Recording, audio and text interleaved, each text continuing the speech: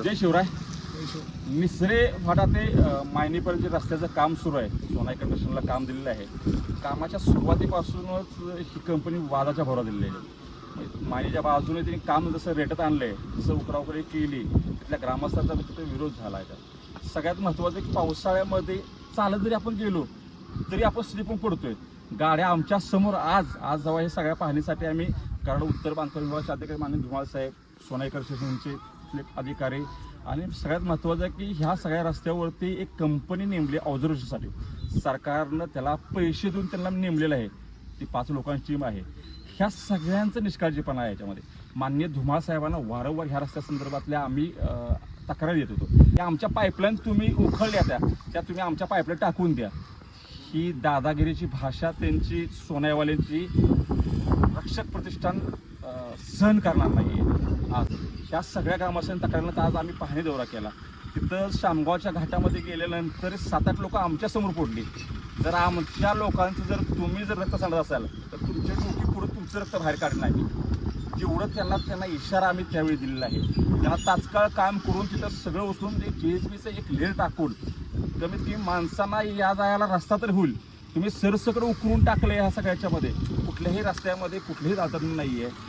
आज सगळे शेतकरी आम्ही रक्षक प्रतिष्ठानचे माननीय सुशील मोजर यांच्याकडे या सगळ्या तक्रारी गेल्यानंतर त्यांनी तात्काळ आम्हाला ह्या सगळ्या तक्रारीचं निवारण करण्यासाठी सगळ्यांना पाठवलेलं आहे. याच्यामध्ये आम्ही रक्षक प्रतिष्ठानचे सगळे मावळे इथं आलेलो आहेत.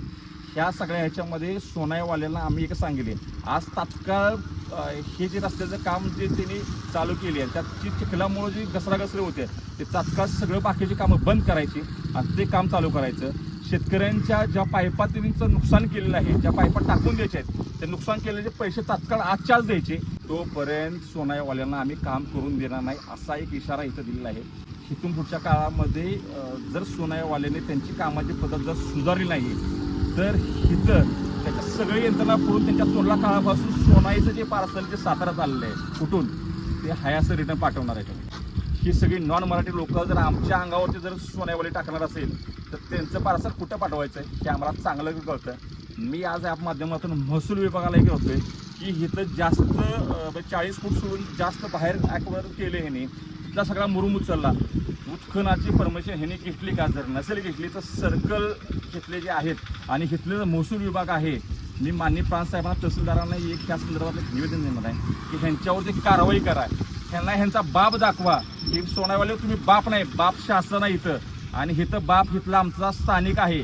तुम्ही बाप नाही आमचं. बाप आणायला गेलेला तर तुमचं थोबाड फोडण्यात येईल एवढा एक इशारा दिलेला आहे ह्याच्यामध्ये. आणि ह्या सगळ्या अडचणीचं एक सोनाईवाल्याला आम्ही पाहणी करून माननीय धुमाळ साहेबांनी बी त्यांना एक सूचना दिलेल्या आहेत या सगळ्या बाबतीत. याच्यामध्ये ह्या जर सूचना जर मला हे नाही केलं येत्या या 4 दिवसामध्ये तर ह्या रस्त्याचं काम बंद करणार आणि त्याची यंत्रणा सगळी फोडून ह्या सगळ्यांना हाकलून टाकणार.